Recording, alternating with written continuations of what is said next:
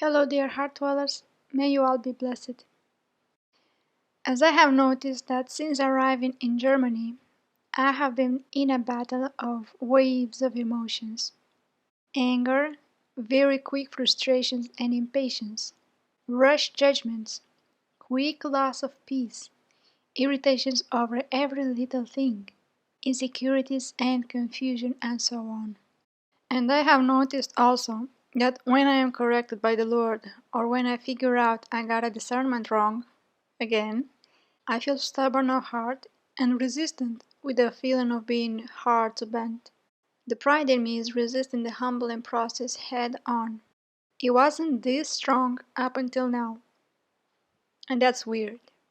After shouting out loud my struggle with craving food, confessing it right after listening to the message on how Mother Mary Elisha also had an incident with food.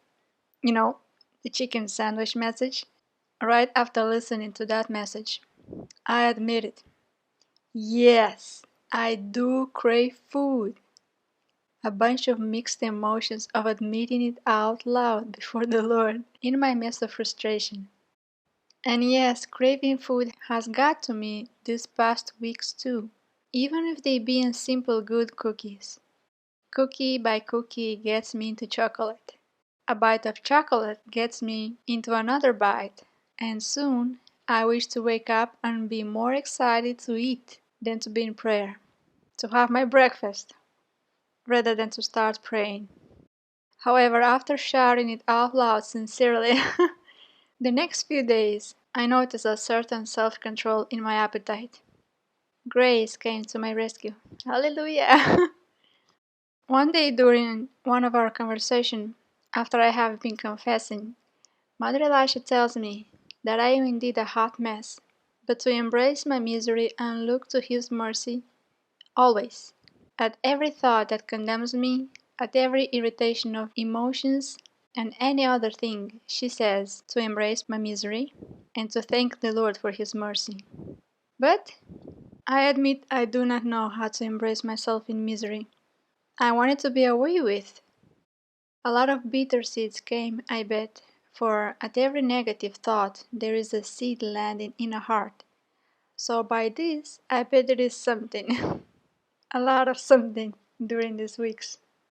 But knowing that Mother Elisha and I are to be going soon to Ghana, I am wondering that these battles I face now are preparation for the long run.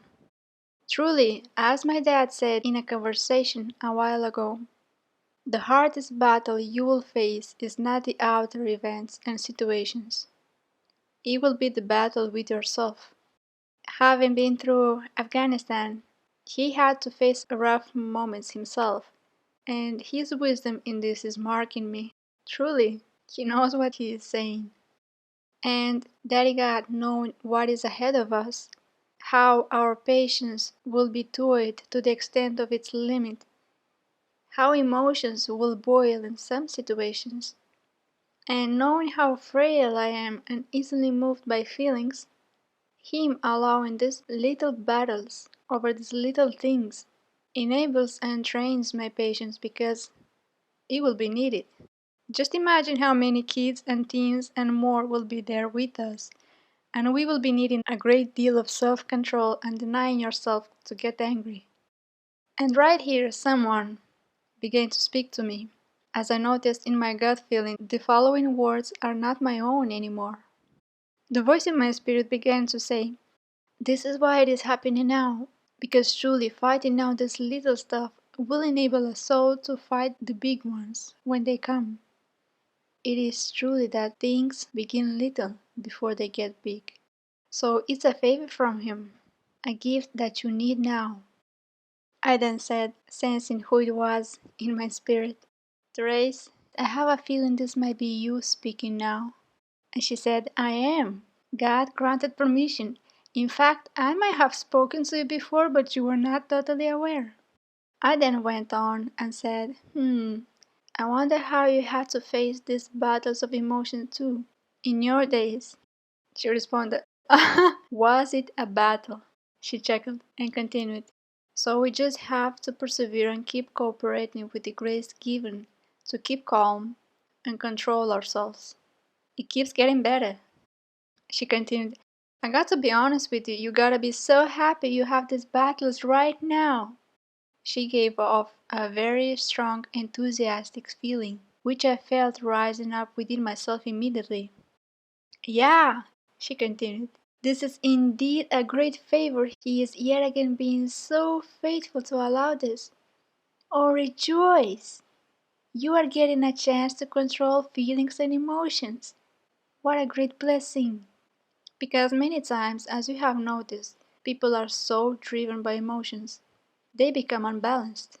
See that image you had a while ago? He wants that for you and for many, and getting there requires emotion control. Truly, it will be so beautiful at the end. Keep pushing through. I am ever here to help you. I know this battle well. She laughs. And the image she is referring to is I envisioned a very dark gray cloudy sky that covered the whole sky. Dawning light was seen only at the horizon as a line of light in the distance. There were some winds, cold winds, beginning to blow occasionally. A storm was about to happen. But in the midst of this atmosphere, the soul seems to behave itself out of place. Normally one would be tossed to and fro like the waves of the sea, but her countenance was so calm, serene like still waters, giving off a very quiet and peaceful energy as she moved here and there. She had a quietness of heart, a trust that gave off the peace of the Lord. The threatening storm did not bother her conscience, for she knew in whom she was trusting and who had the control of everything, so she was at peace. I then responded to Saint Therese, joking a bit.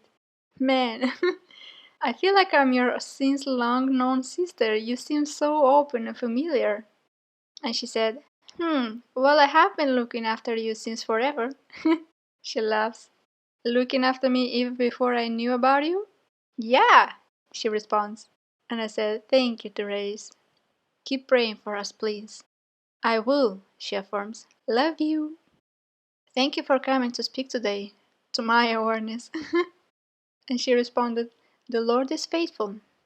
And when she said the Lord is faithful, she is yet again referring to a little chat I have had with him, with the Lord a day ago, where I was musing between my ponderings, how I haven't yet spoken in a proper dialogue with the person whose name I bear, and thus having surprised me today like this, that she came and spoke, as the Lord granted permission. Jesus then jumped in with the same encouraging vibe as Saint Therese, saying a final word regarding this battle with emotions. He said, keep pushing through. He lifts up his right hand in a fist, an encouraging fist. And I am left chuckling and pondering at them both and how encouraging they are. Au contraire of what I thought they would be like about witnessing this extra sensitiveness of mine with its quick temper that I have been having. And plus, this battle of emotion is not only to prepare my patience and control my emotions, it is also self-knowledge. That also is the part of the lesson, because when His grace is lessened a little bit, then you begin to see yourself as you truly are, without His grace truly sustaining you. So you become aware that when you are patient in the littlest moments, or in the long run, that is His continuous grace. God bless you, dear ones. May you also be encouraged to keep pushing through, no matter what battles you have.